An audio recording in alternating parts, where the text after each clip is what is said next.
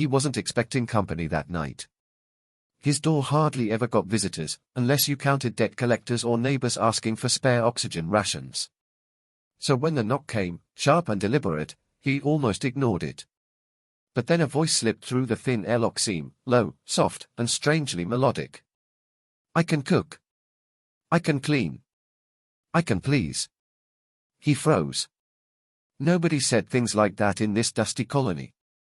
Not unless it came with a price tag and a police record. Against his better judgment, he opened the door.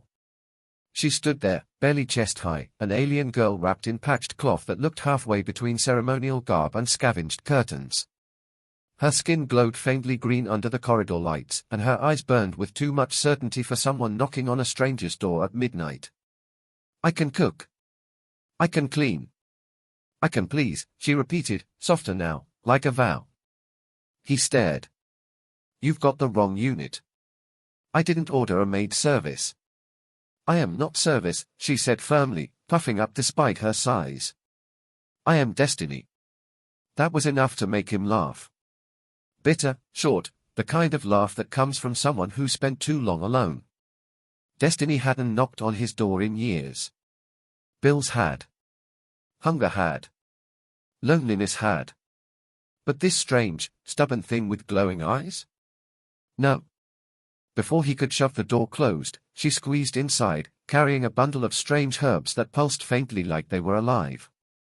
She marched straight to his kitchen nook, placed the herbs on the counter, and announced, "I cook now." "Wait, don't touch." Too late. She slapped her hands together, and the herbs hissed like frying circuits. Within seconds, smoke filled the air, bright sparks spitting as if she'd just lit up a star in his apartment. He dove for the extinguisher, cursing, but she only grinned. "See? Fire for my master. Just like ancient brides."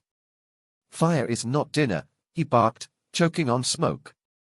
"It is the beginning of dinner," she corrected, completely calm, fanning the sparks with her skirt until the countertop glowed faintly red. He dragged her away before the alarms triggered. His boots left smears on the half-burned floor, and his heart hammered as he shoved the herbs into the disposal chute. She just blinked up at him, still smiling. "Did I please you?" He pinched the bridge of his nose. "You nearly set my place on fire." She tilted her head, unbothered. So, half-pleasing. He wanted to scream. Instead, he laughed again, softer this time, because her dead-serious face made it impossible not to. She truly had no idea how ridiculous she sounded. When he turned, she was already prowling the room, poking at shelves and drawers. "Where do you keep the sacred cloths?" "The what?" "For cleaning." She grabbed his laundry pile, sniffed, then marched it straight to the balcony hatch. Before he could stop her, she flung the clothes into the desert wind and began rubbing them furiously in sand. "Cleansed by the elements. Your honor restored." He watched his only pair of work trousers get scrubbed raw against rock. "That's not cleaning, that's murder." She beamed proudly. "Murder dirt, yes." He groaned, half tempted to let her destroy the rest just to see what creative disaster she'd invent next. But when she picked up his old laser rifle and whispered, "And now I polish your weapon," his patience snapped. "Put that down," he barked, snatching it away. She blinked, confused. But a warrior's weapon must gleam. Big and small. Her tone dripped with unintended innuendo. His ears burned. She didn't notice, already reaching for the belt at his waist. "This weapon too, yes?" "Absolutely not." He nearly choked. Her face fell, genuinely wounded. "Then I fail at pleasing." For a moment, the air grew quiet. Her shoulders slumped, and for the first time she looked less like an overeager disaster and more like someone who had nowhere else to go. He sighed, setting the rifle aside. "Look. Whatever you think you're doing, this isn't the place. I don't need a maid. I don't need whatever you're offering." She raised her eyes slowly, and there was something raw in them now. "Then why did you open the door?" He didn't have an answer. Maybe because loneliness had worn him thin.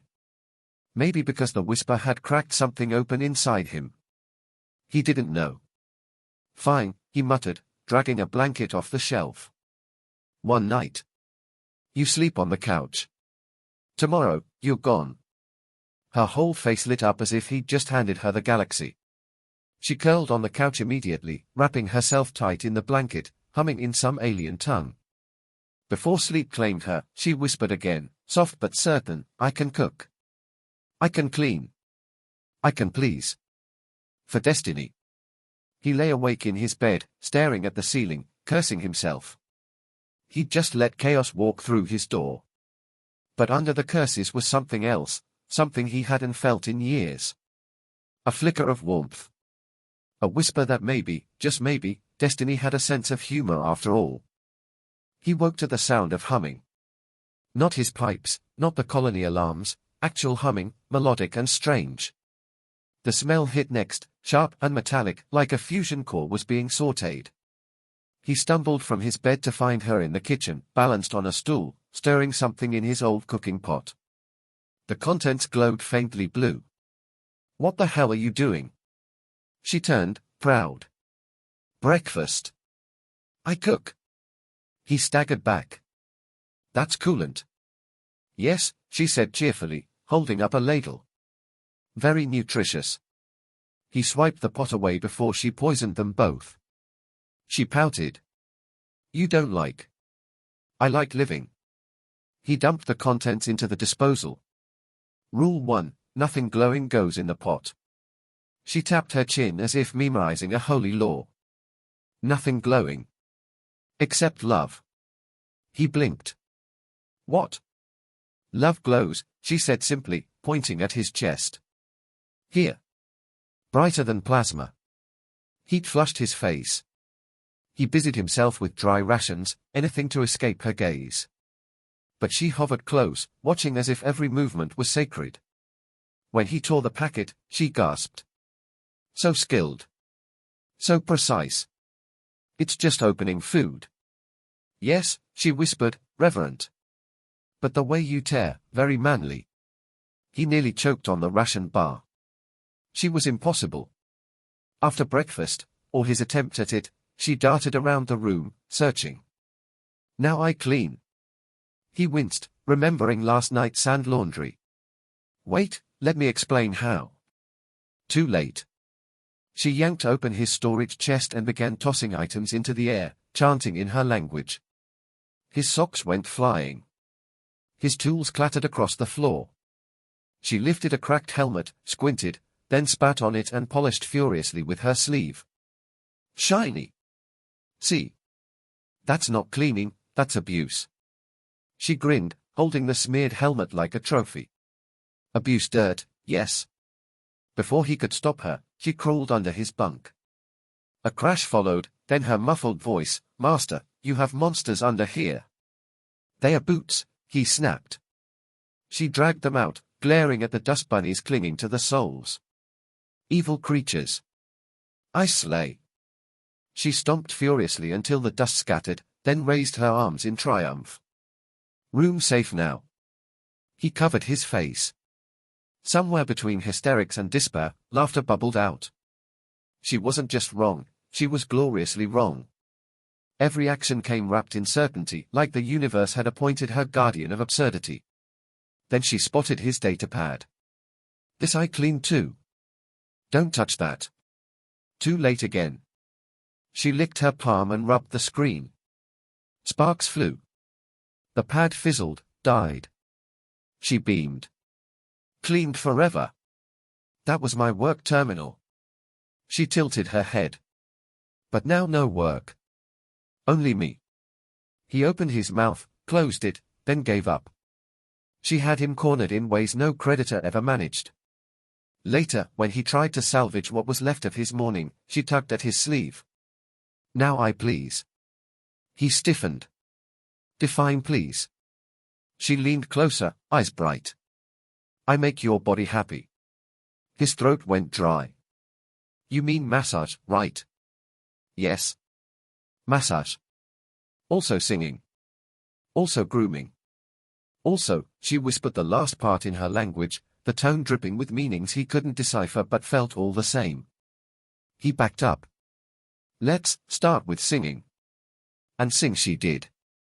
Loud, warbling notes that made the walls shake. It wasn't music so much as interstellar mating calls, but the earnestness disarmed him. She clapped along, then leaned against him mid-song, her tiny frame warm at his side. You don't have to do all this, he muttered, trying to sound stern. She looked up, serious now. I do. I was taught. A bride must serve. Must cling. Must never let go. The word sat heavy between them. Not just comedy anymore. Not just chaos. Something older. Something sad. He crouched to meet her gaze. Who taught you that? Her smile faltered. The elders. Before they sent me away. Said if I find human, I must promise. Cook. Clean. Please. Or vanish like rest of my kind. His chest tightened. She wasn't just eccentric. She was the last echo of something bigger, something extinct. And she carried it like a duty carved into her bones. He swallowed, softer now. Listen, you don't have to prove anything to me. Not like that. You're not a tool. Or a maid. Or a... He stopped, realizing she wasn't hearing the same words he was saying. Her eyes softened anyway. But you opened the door. That means you chose. And I cling until destiny fulfilled. And cling she did, literally. She wrapped herself around his arm, refusing to let go even as he tried to walk. Every step dragged her along like a stubborn backpack. See? Very efficient. I follow always. You can't stay glued to me forever, he groaned, shaking his arm. Yes I can, she said sweetly. Until you are clean inside. Inside. Inside lonely. The words hit harder than any joke. He stopped struggling. She leaned her head against his shoulder, humming again, softer this time, like she could erase silence by sheer will. For the first time, he didn't push her away. By the third day, his life no longer belonged to him. It belonged to her rhythms, her rituals, her chaos. He woke up not to alarms, not to his own schedule, but to her perched at the edge of his bed, staring at him with unwavering focus. What are you doing? He muttered. Watching breath, she said serenely. So I know when it stops. Then I start it again. He sat bolt upright. I'm not planning on dying. Good, she chirped. But if you do, I kiss until life returns. His face burned. He scrambled for his boots. She followed, narrating every action with sacred reverence. Shoes on. Very masculine. Belt tight. Even more masculine. Stop giving commentary. Can't, she said, lips twitching. Part of pleasing. He gritted his teeth, but secretly he found himself listening for it, the steady stream of absurd praise. No one had ever called him masculine for tying a boot. No one had called him anything at all, really. When he left for work detail, she insisted on coming. He tried to block her, but she clung to his back like a living pack. By the time he reached the outer docks, the crew stared. Someone whistled. New accessory, a co-worker jeered. She's temporary, he said, trying to pry her off. The alien tightened her grip, glaring at the men. I am permanent destiny. Not accessory. The crew roared with laughter. He wanted to vanish into the dust. But she puffed up like a queen, shouting, I clean his soul. I polish his weapon. He never shined so bright before me. The laughter doubled. He dragged her away, cheeks flaming, but even as he cursed under his breath, he caught the smug little smile she hid against his shoulder. She'd embarrassed him on purpose, and she enjoyed it. That night, she attempted another meal. This time she claimed to have mastered human cuisine. What she served was a sludge of ration bars melted together with melted wiring. You can't serve me food with copper strands in it, he snapped. But copper very healthy. Keeps blood spicy. He gagged. Blood isn't supposed to be spicy. She slumped, wounded. Then what pleases you? He rubbed his temples. Not poisoning me would be a good start. Her face softened, almost shy. If food fails, I have other ways. She slid closer, her voice dropping to a whisper. Other pleasing. His heart thudded. You mean? Yes, she said solemnly. I fix your socks. He blinked. My socks. Yes. She grabbed a needle, holding it like a dagger. Socks holy. Protect human feet. Feet take you to destiny. I sew holes with love. He sagged against the chair, half laughing, half groaning. You going to kill me with socks? Her eyes gleamed. If I do, I kiss until life returns. And just like that, his chest tightened again. It was ridiculous, but beneath the absurdity lived a sincerity that rattled him. She wasn't teasing when she said she'd cling. She meant it. Over the next days, her disasters escalated. She tried to polish the solar panels and shorted half the grid. She decided cleaning meant washing the air filters with scented oils, nearly suffocating the whole unit. She announced she'd surprise him with romantic music and accidentally blasted colony-wide emergency sirens. Every mistake cost him hours of repairs, fines, or humiliation. And yet, he couldn't send her away. Each time he tried, she'd look up with those blazing eyes and whisper, "But you opened the door. That means you choose me." He told himself he was weak. But the truth was harder, he didn't want her gone. One evening, as he patched the panels she'd fried, she crawled up beside him. The sunset stretched across the desert, painting the colony in crimson light. She rested her chin on his shoulder. "Why are you alone?" she asked quietly. He kept working. "Not much of a people person." She shook her head. "No. You alone before me." "Not accident." "Why?" He hesitated. The truth wasn't pretty. He'd pushed people away for years, tired of disappointment, tired of always being the one left behind. Better to be alone than to hope for something real. "I guess no one ever knocked," he said finally. Her grip tightened. "Then I knock forever." The words hit him like a hammer. Silly, dramatic, full of that alien certainty, and yet, they carved right into his chest. He turned, and for once she wasn't grinning or teasing. She was trembling, her glow dimmer than usual. "Why are you so desperate to stay?" he asked. Her voice cracked. "Because my people gone. I am last. If I fail, then all vanish. But if you keep me, maybe, not vanish." His throat tightened. All the disasters, all the chaos, it wasn't just nonsense. It was survival. She wasn't clinging out of mischief. She was clinging because letting go meant extinction. He reached out, steadying her. "You don't have to be perfect to stay. Just be you." Her eyes widened, shimmering. Slowly, a smile broke across her face. "Then you please me too." And for the first time, he didn't laugh. He just let her hold on, the sunset wrapping them both in firelight, two flawed creatures finding something that looked dangerously close to destiny. Life with her became less like survival and more like a running comedy show that refused to end. Each day, she invented a new way to misinterpret humanity. When he sharpened a knife for dinner, she gasped, preparing for duel of love, and demanded her own blade. When he tried to show her a simple shower, she flooded the bathroom with bubbles and announced, "I baptize us as eternal mates." By all rights, she should have driven him insane. Instead, she made him laugh more than he had in years. Still, the colony didn't find it as charming. Rumors spread fast, about the strange little alien glued to his hip, about her loud declarations in public. One morning, she marched through the market yelling, "He lets me polish his weapon every night," and half the vendors nearly fainted. He wanted to bury himself alive, but she smiled so brightly he couldn't scold her.